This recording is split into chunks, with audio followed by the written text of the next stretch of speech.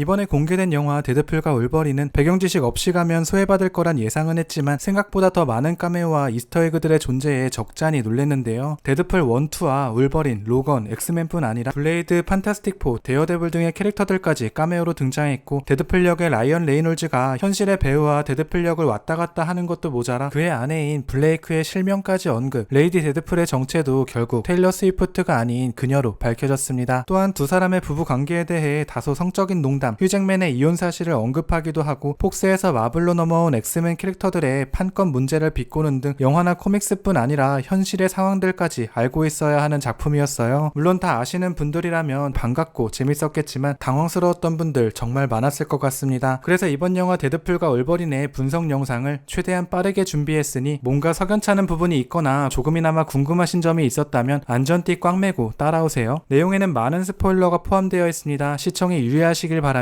영상을 준비한 저는 현이버스 채널의 현입니다. 고생하며 준비한 만큼 많은 구독과 좋아요 부탁드릴게요. 먼저 영화에선 데드풀이 폭스를 떠나 마블로 왔다며 굉장히 좋아하는 장면이 등장하는데요. 이런 폭스의 판권 문제는 이전 영상에서도 다루긴 했지만 안 보신 분들을 위해 간략히 설명드리자면 1990년대 마블은 부도 위기였고 엑스맨, 데드풀, 울버린, 판타스틱4 등의 판권을 폭스에 매각했습니다. 하지만 2009년 결국 디즈니에 인수당했어요. 그리고 10년 후 2019년엔 디즈니가 폭스까지 인수하면서 폭스에 매각했던 캐릭터들이 다시 마블의 품으로 돌아오게 된 것이죠. 그러니 이번 영화는 그 시작을 알리는 첫 번째 영화로 폭스에 매각되었던 캐릭터들이 총 출동하는 것입니다. 다시 영화 이야기로 돌아오자면 데드풀은 영화가 시작하자마자 사망한 울버린의 묘를 파헤치는데요. 그의 말대로 울버린의 힐링 팩터는 사실 뼈만 남은 채 모든 세포가 파괴돼도 재생할 수 있는 엄청난 능력이기 때문에 로건이 죽었다는 건 설정상 어려운 일이었습니다. 하지만 로건이 죽은 세계관에서는 엑스맨들과 같은 초인들이 더 이상 태어나지 못하도록 정부 차원에서 엑스맨의 힘을 억제시키는 물질을 식품에 첨가하였고 이를 대중에게 유통시켰었어요. 그러다 보니 20년 넘게 단 한 명의 뮤턴트도 태어나지 않았던 건 물론 먼저 태어난 뮤턴트들도 점점 능력을 잃어가게 되었습니다. 울버린 또한 힐링 팩터의 능력이 약화되고 있었고 아다만티움의 독성을 이기지 못하게 되었어요. 그래서 그는 늙고 병들게 된 것이며 자신을 복제해 만든 클론 X23을 구하다 치명상을 입고 죽어버리게 된 것이죠.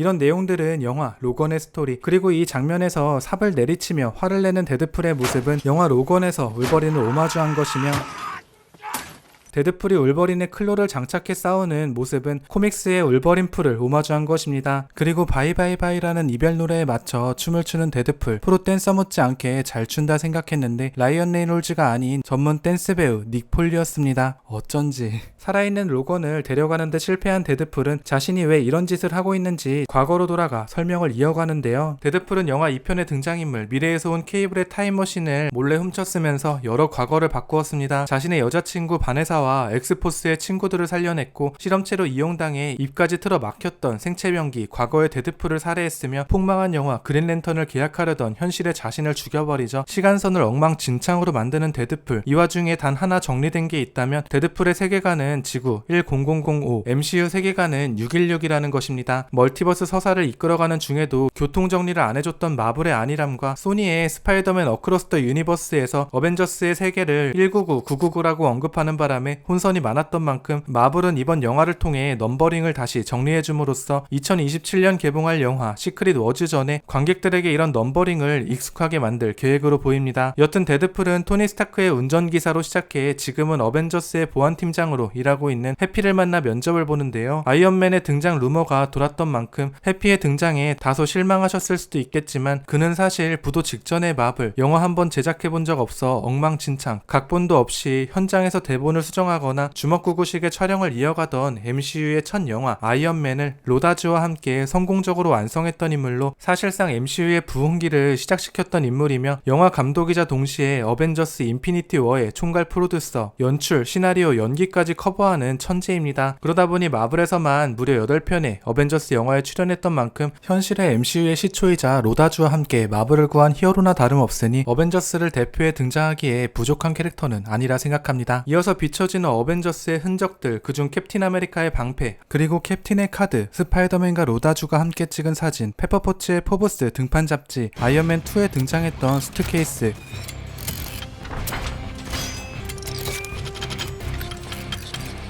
그리고 투구, 그의 심장, 아크 리액터까지 마블 팬들이 보면 눈물 고일 만한 요소들을 보여주었는데요. 이는 그저 헌사적 장치가 아닌 의도를 가지고 심어놓은 장면으로 이 영화의 마지막 세상을 구한 울버린과 데드풀의 가면을 비춰주는 장면과 수미상관으로 연결됩니다. 이를 통해 마블의 중심 히어로가 캡틴과 아이언맨에서 데드풀과 울버린으로 세대 교체될 것을 암시하는 복선, 만약 실패하더라도 이번 영화는 그 정도의 결의를 다지며 만들어졌다는 걸 보여주는 장치인 것이죠. 이런 의도는 중심 캐릭터 울버린이 죽음으로써 엑스맨 세계관이 소멸하고 있다는 이야기에서도 드러나는데요. 이는 울버린이 그만큼 엑스맨 세계의 핵심 캐릭터였음을 방증함과 동시에 MCU의 중심 캐릭터였던 아이언맨과 캡틴이 죽은 마블 세계관, 적당한 후임자를 찾지 못한 MCU에게도 소멸의 위기가 도래하고 있다는 비유적 장치로 해석할 수 있습니다. 영화가 계속 만들어진다 할지라도 팬들이 떠나 잊혀진 세계는 소멸이나 다름없으니까요. 그러니 데드풀이 다른 세계의 울버린을 자신의 지구에 데려와 세상을 구한 이야기는 사실 마블이 데드풀을 다른 세계에서 MCU로 데려와 세상을 구할 이야기를 병치하여 비유하고 있다고 해석할 수 있는 것이며, 제4의 벽 깨기가 주특기인 데드풀을 이용해 이런 설정과 비유를 했다는 점에서 센스가 돋보이는 부분이었습니다.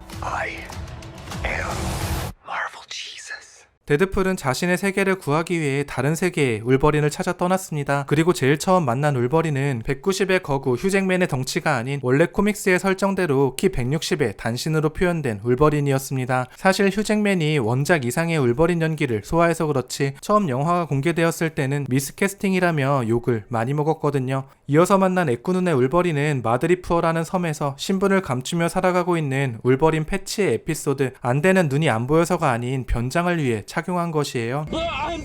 그리고 그는 도피했던 섬에서 돌아오자마자 빌런에게 납치되어 이런 십자가에 매달리는 고문을 받았는데, 이 상황 또한 데드풀의 여행 중 확인할 수 있었죠. 그리고 헐크와 싸우고 있는 울버린의 모습은 마블 코믹스에서 울버린이 처음 등장했던 인크레더블 헐크의 장면을 묘사한 것입니다. 사실 울버린은 단독 작품으로 만들어진 게 아닌 코믹스 헐크에 등장하는 캐나다 요원이었거든요. 그리고 등장하는 헨리 카빌 울버린, 이는 2020년 휴잭맨과 관상이 비슷한 헨리 카빌이 늙어버린 휴잭맨 대신 후임 울버린으로 캐스팅되었다는 루머와 이미지가 떠돌아다녔었는데, 이때는 그럴 리 없다며 상황이 종식되었으나 이번 영화를 통해 루머가 진짜였음이 밝혀진 셈이죠. 얼굴이 닮아서 그런지 되게 잘 어울리더라고요. 데드풀은 다시 순간이동을 하게 되고 이번에는 낡은 오두막에 앉아 요양을 하던 울버린에게 총을 맞는데요. 이는 지구 807128의 울버린으로 정식 스토리가 아닌 번외편 올드맨 로건의 울버린입니다. 그는 어느 날 엑스맨션에 쳐들어와 아이들을 공격하는 빌런들과 맞서 싸웠는데, 수많은 빌런들을 현장에서 도륙한 후 정신을 차려보니 자신이 죽였다 생각했던 모든 빌런들은 사실 동료 엑스맨이었어요. 그는 스파이더맨 파프롬 홈의 메인 빌런 미스테리오의 환각에 이용당했던 것이죠. 자신의 손으로 동료 엑스맨들을 모두 살해한 울버린은 철길에 뛰어들어 자살을 시도했습니다만 힐링 팩터의 능력으로 죽을 수는 없었고 회복 능력만 크게 떨어진 채 시골 오두막에 숨어 살게 되었어요. 그리고 그는 영화 속 울버린처럼 그날의 악몽에서 헤어나오지 못하고 고통스러운 나날을 보내게 됩니다. 그러니 이 올드맨 울버린이 영화에서 말하는 최악의 울버린이라 볼 수 있는 것이며, 데드풀을 총으로 쏜 올드맨 울버린과 데드풀이 TVA로 데려온 울버린은 같은 사람이지만 나이대의 시점이 다른 것이에요. 그러니 동료 엑스맨들의 비명소리, 그들의 시체가 장작처럼 쌓여있다는 과거의 해상은 모두 올드맨 로건의 이야기입니다. 이 이야기는 정사가 아닌 번외편이지만 인기가 너무 많아서 90회 아카데미 각색상 후보에 오르기도 했으며, 후에 시크릿 워즈가 진행되면서 세계관이 통합될 때 메인 세계관에 편입되었습니다. 이번 영화의 울버린도 같은 상황이죠. 울버린을 데려왔지만 패러독스는 이를 인정하지 않았고 데드풀과 울버린은 보이드로 쫓겨났습니다. 이 상황에서 드라마 로키를 보지 않아 개념이 잘 이해되지 않는 분들을 위해 패러독스의 TVA와 보이드를 간략히 설명드리자면, TVA 시간변동 관리국은 시간의 흐름을 마블이 설정한 정사대로 흘러가게 만드는 조직이에요. 이런 공식 설정을 신성한 시간선이라고 부르는 것이며, 그들이 모든 캐릭터들의 과거와 미래를 다 알고 있는 이유입니다. 하지만 데드풀처럼 시간 이동으로 정해진 운명을 바꾸게 되면 신성한 시간선은 하나가 아닌 여러 갈래로 분기되는데요. 이런 상황이 심해지게 되면 시간선들이 서로 만나 중첩되거나 파괴되는 인커전이 발생하게 됩니다. 우리가 스파이더맨 노웨이홈에서 본 것처럼 말이죠.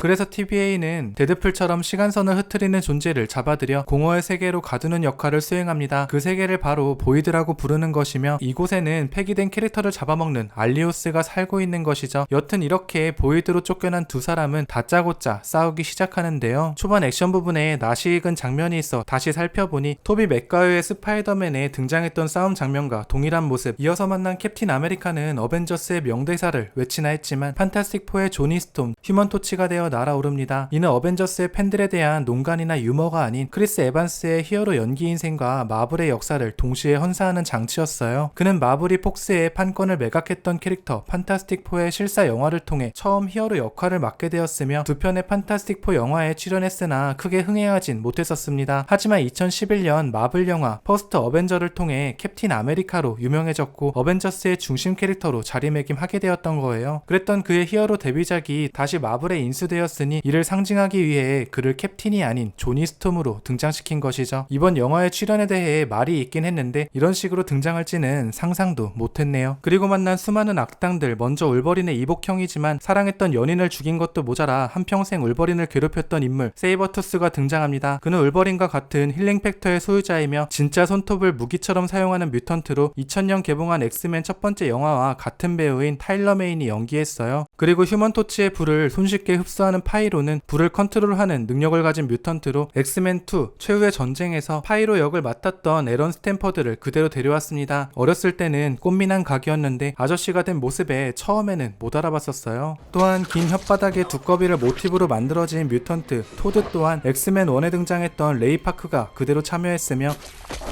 그들이 타고 다니는 공중부양 차량은 판타스틱카로 판타스틱4의 주인공들이 몰던 이동수단입니다. 그리고 세이버투스가 운전하던 차량은 토르의 배우 크리스 햄스워스가 매드맥스 세계관에 넘어가 운전했던 이 바이크를 오마주한 것이며 그래서 구석에 보면 토르의 헬멧도 확인할 수 있었습니다. 설마 네이버라고 생각하신 분 없겠죠? 그리고 세이버투스의 목을 잘라 들어 올리며 퓨리오사의 머리라 말했던 장면 또한 매드맥스 세계관 임모탄을 처치하고 시타델을 구한 영웅 퓨리오사의 이야기, 그리고 뒤에 보이는 배경에는 매그니토가 날려버린 금문교, 20세기 폭스의 로고와 캐나다 CN타워, 멸망했던 도시 아스가르드, 어벤져스에 등장했던 헬리캐리어, 레이아탄, 큐시까지 볼 수 있었어요. 토드와 파이로에게 잡힌 데드풀과 울버린은 앤트맨의 시체를 본거지처럼 사용하고 있는 카산드라 노바에게 끌려가게 되는데요. 이렇게 커다란 앤트맨의 시체는 코믹스 번외편 올드맨 로건에서도 있었던 연출이긴 합니다만 앞서 폭스의 로고나 망해버린 도시를 폐허로 등장시켰듯 앤트맨 시리즈의 흥행부진을 비유하기 위해 의도적으로 연출한 아이디어가 아닐지 추측되며 어떤 세계의 앤트맨인지는 알 수 없지만 폴 러드가 늙었군이라는 데드풀의 말을 통해 적어도 우리가 알고 있는 앤트맨을 묘사하기 위해 삽입된 걸 알 수 있습니다.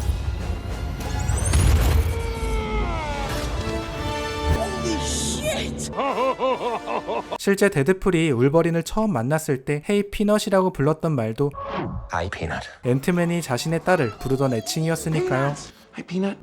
이런 카산드라 노바의 은거지에는 수많은 뮤턴트들이 존재하는데요. 너무 단역이라 스쳐가는 캐릭터들 빼고 몇몇 설명을 드리자면 울버린과 세이버투스의 특징을 합쳐놓은 듯한 캐릭터, 긴 손톱과 힐링 팩터를 가진 레이디 데스 스트라이커는 엑스맨2에 처음 등장했던 인물, 배역 또한 당시 배우였던 켈리우가 그대로 맡았습니다. 그리고 꽤나 인기가 많았던 순간이동 능력의 캐릭터 퍼스트 클래스의 등장 후 모습을 보이지 않았던 아자젤, 이를 연기했던 배우 제이스 플래밍은 당시 분장이 너무 힘들다며 후속작의 출연을 거부했고 엑스맨 유니버스에서 사망 처리를 해버렸었어요. 7시간의 분장 시간이 걸렸던 미스틱 역의 제니퍼 로렌스가 들으면 기가 찰 상황이죠.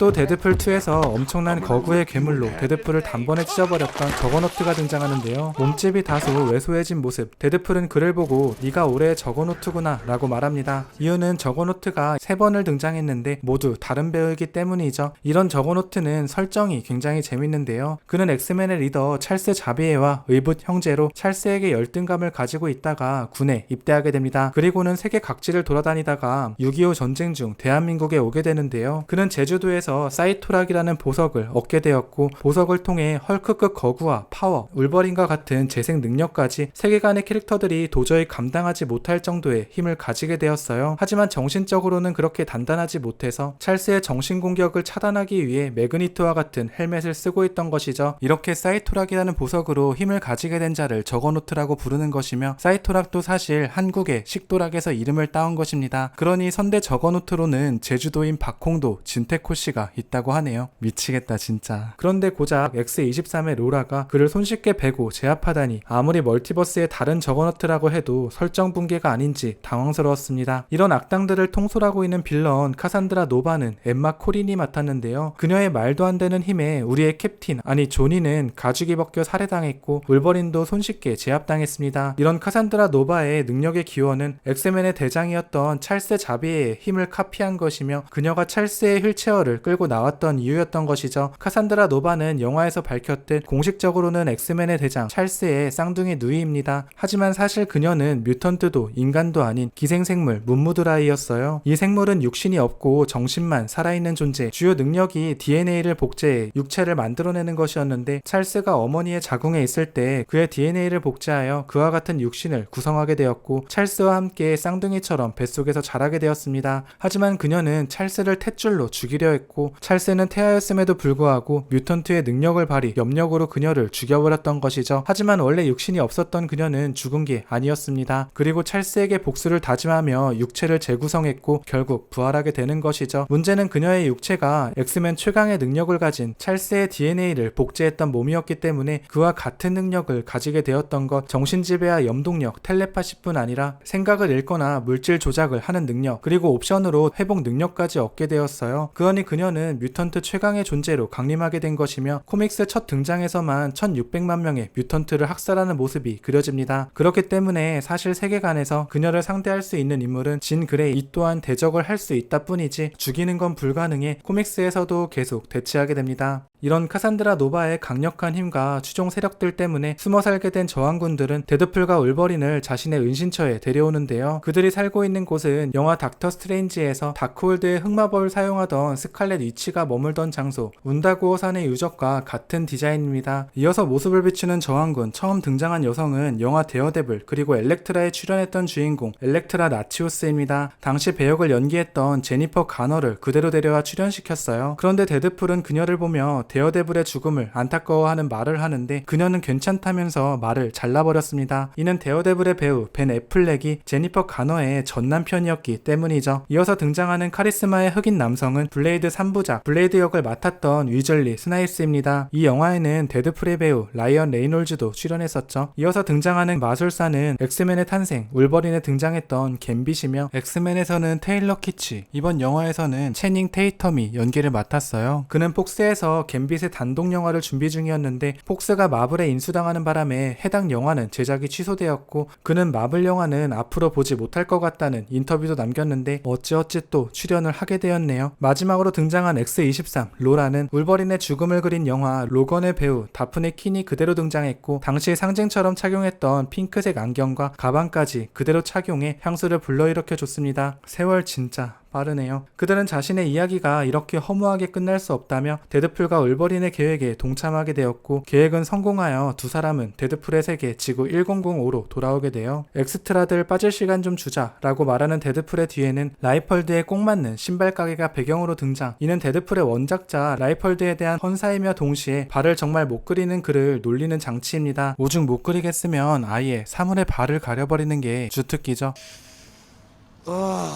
말이 나온 김에 몇 가지 이스터에그들을 더 말씀드리자면, 보이드에서 데드풀과 울버린이 찾아 들어간 조의 식당은 코믹북 11호 영 어벤져스에 등장했던 장소였고, 또한 데드풀이 100명의 다른 데드풀과 싸우는 장면에서는 버스 측면에 스탠리의 얼굴과 이름, 출생 연도를 붙여 그를 추모하였고, 영화의 엔딩부 가족들이 다 모인 장소에는 마블의 수장인 파이긴의 피자, 그리고 다 같이 모여 슈아마를 먹는 장면, 이 슈아마는 어벤져스가 발명한 거야 라는 말과 그들의 모습은 어벤져스의 쿠키, 이 장면을 오마주한 것입니다. 그리고 이 장면은 이 대사로 인해 탄생하게 되었죠. Alright, good job, guys.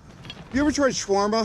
There's a shawarma joint about 2 blocks from here. I don't know what it is, but I want to try it. 다시 본론으로 돌아와 데드풀과 울버린은 레이디 데드풀을 포함 무려 100명의 데드풀과 전투를 벌이는데요. 여기에 출연한 수많은 데드풀들은 마블 코믹스 중 데드풀 킬즈, 마블 유니버스의 등장인물들이며 이 또한 꽤나 재미난 에피소드를 가지고 있습니다. 우리가 알다시피 데드풀은 제4의 벽 파괴자인데요. 코믹스에서 또한 자신이 만화 속 캐릭터 마블의 돈벌이와 독자들의 유의를 위해 만들어졌음을 자각하게 됩니다. 그래서 마블의 작가들과 싸울 결심을 하게 되는 것이며 자신의 손으로 세계관에 갇힌 수많은 캐릭터들을 해방시키기 위해 히어로들을 죽이고 다니는 이야기가 데드풀 킬즈 마블 유니버스. 그것도 모자라 작가들에게 영감을 준 아이디어들, 동화 속 캐릭터들까지 죽이는 이야기가 데드풀 킬러스트레이티드. 그리고 마지막으로 멀티버스 세계관 속 수많은 데드풀들을 모두 죽이는 이야기가 데드풀 킬즈 데드풀입니다. 영화는 이런 데드풀 코믹스의 스토리를 오마주하기 위해 이 장면을 굳이 삽입한 것이죠. 그리고 이 코믹스의 마지막 장면은 카산드라 노바가 보이드에서 현실로 넘어왔던 것과 같이 데드풀 또한 현실로 넘어와 작가들을 죽이겠다는 말을 하며 끝나게 되어 제4의 벽을 깨다 못해 자신을 창조한 작가들을 죽임으로써 이들이 만든 모든 캐릭터들에게 진정한 해방을 안겨주겠다는 의지였던 것이죠. 그러니 보이드에서 현실로 넘어와 세상을 파괴하는 카산드라 노바와 멀티버스의 수많은 데드풀을 연달아 보여준 건 데드풀 코믹스의 서사적 특징을 강조하기 위한 의도가 담겨있는 것입니다. 이런 데드풀 코믹스에는 수많은 형태의 데드풀들이 등장하게 되는데요. 특이한 친구들 몇 명만 소개하자면 좀비버스의 데드풀이지만 머리가 잘려 둥둥 떠다니는 헤드풀, 데드풀과 함께 세상을 구하기 위해 싸우지만 갤럭티풀에게 자폭해 사망했던 레이디풀, 그녀는 앞서 말씀드렸듯 레이놀즈의 와이프 블레이크 라이블리가 연기하였으며 키드풀은 그들의 딸인 이네즈 레이놀즈, 베이비풀 또한 그들의 아기 을린 레이놀즈입니다. 레이놀즈의 가족들이 총 출동한 것이죠. 카우보이풀은 얼굴은 등장하지 않았지만 매튜 맥커너이, AFC의 구단복을 입고 있는 데드풀은 실제 구단의 축구 선수인 폴 멀린이 연기했습니다. 그리고 이 구단이 등장한 이유는 라이널 레이놀즈가 AFC의 구단주이기 때문이죠. 그리고 공동 구단주이자 필라델피아는 언제나 맑음의 주연인 롭 맥케리니도 카메오로 등장했었습니다. 마지막으로 도그풀은 CG가 아닌 실제 모습 퍼그와 중국 볕개의 교배종으로 2023년 영국에서 가장 못생긴 개로 선정된 실제 퍽이라는 이름의 댕댕이입니다. 그들을 모두 처리한 데드풀과 울버린은 한숨 돌리지만 힐링 팩터를 가진 모든 데드풀들은 다시 부활했습니다. 불행 중 다행히도 이어서 나타난 피터가 그들을 구해주는데요. 피터는 사실 데드풀 영화 2편 엑스포스의 창단 당시 아무 능력이 없었지만 재미를 위해 그냥 신청서를 넣었던 인물로 첫 임무에서 처참하게 사망했었습니다. 하지만 데드풀이 시간을 돌려놓음으로써 그를 구해내게 되었던 것이에요. 데드풀 코믹스 세계관에는 등장하지 않은 인물인데 MCU에서 데드풀의 정신적 지주로 계속 활용할 계획인지 등장 비중을 계속 늘리고 있네요. 데드풀과 울버린은 세계 멸망장치가 가동되고 있는 순간 카산드라 노바가 세상을 새절기처럼 갈갈이 찢어내고 있을 때 극적으로 도착했습니다. 이는 드라마 로키에 등장했던 장면과 같은 연출이죠. 그리고 온몸으로 장치 가동을 막아내는 데드풀과 울버린의 모습은 가디언즈 오브 갤럭시의 이 장면에 대한 오마주입니다.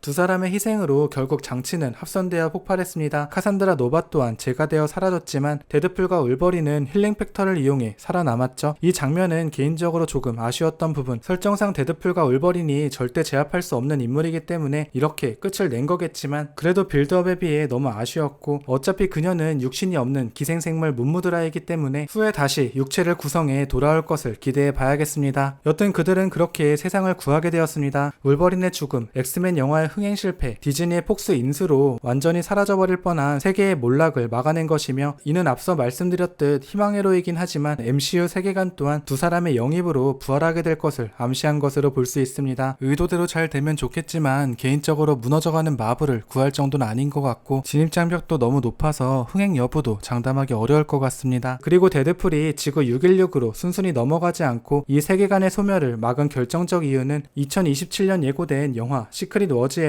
이 엑스맨 세계관과 지구 616의 어벤져스 세계관의 충돌, 즉 엑스맨과 어벤져스 간 전쟁이 있을 수 있다는 점을 염두에 둔 장치라 볼 수 있을 것 같습니다. 하나였던 MCU의 메인 우주가 이제 두 개로 나누어진 셈이니까요. 여러분들의 생각은 어떠신가요? 영화 후기나 새롭게 알고 계신 정보들이 있다면 댓글에 남겨주세요. 내용이 너무 길어서 영상은 이만 마치도록 하겠습니다. 긴 영상 시청해주셔서 감사드리며 영상을 준비한 저는 현이버스 채널의 현입니다. 내용이 유익하셨다면 많은 좋아요와 구독 부탁드릴게요. 안녕.